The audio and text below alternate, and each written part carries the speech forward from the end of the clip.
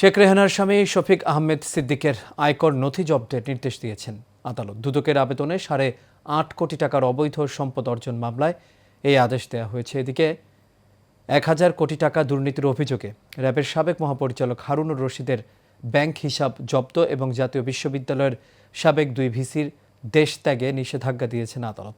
শাহিন আলমের ক্যামেরায় বিস্তারিত জানাচ্ছেন সাইফুল ইসলাম নয়ন। গেল 1.5 বছর ধরে শেখ হাসিনা ও তার পরিবারের সদস্যদের বিরুদ্ধে দুর্নীতির অভিযোগে একাধিক মামলা করে দুদক। সেই তালিকা থেকে বাদ পড়েননি শেখ রেহানার স্বামী শফিক আহমেদ সিদ্দিকও। গত নভেম্বরে তার বিরুদ্ধে 8 কোটি টাকার অবৈধ সম্পদ অর্জনের অভিযোগে মামলা করে দুর্নীতি দমন কমিশন। তদন্তে শফিক সিদ্দিকের সম্পদের তথ্য যাচাইয়ে তার আয়কর নথি জব্দের আবেদন করে দুদক। শুনানি শেষে আদালত সেই আবেদন মঞ্জুর করেন।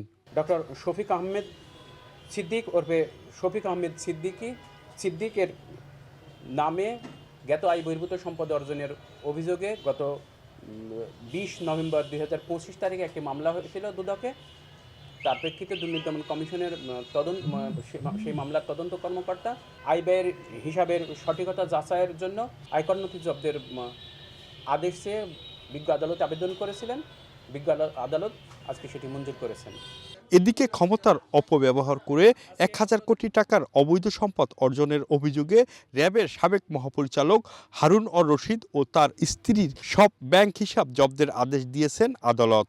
জনাব মোহাম্মদ হারুনুর রশিদ, তার বিরুদ্ধে বিভিন্ন অভিযোগে মূলত জ্ঞাত আয় বহির্ভূত সম্পদ অর্জনের অভিযোগ রয়েছে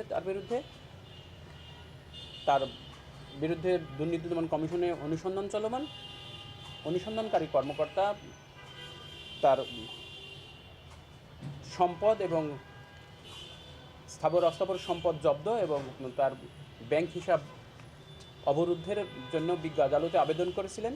অনুসন্ধানকারী কর্মকর্তার আবেদনের প্রেক্ষিতে বিজ্ঞ আদালত তার সম্পদ স্থাবর অস্থাবর সম্পদ জব্দ এবং ব্যাংক হিসাব অবরুদ্ধের আদেশ দিয়েছেন। অন্যদিকে অনিয়ম ও দুর্নীতির অভিযোগে জাতীয় বিশ্ববিদ্যালয়ের সাবেক 2 উপাচার্য হারুন অর রশিদ ও মশির রহমানের দেশত্যাগের নিষেধাজ্ঞা দেয়া হয়েছে। জাতীয় বিশ্ববিদ্যালয়ের সাবেক 2 উপাচার্য জনাব হারুন উর রশিদ এবং জনাব মশিউর রহমান, তাদের দুজনের বিদেশ যাত্রায় নিষেধাজ্ঞা দিয়েছেন বিজ্ঞ আদালত। সাইফুল ইসলাম নয়ন, এশিয়ান টেলিভিশন, ঢাকা।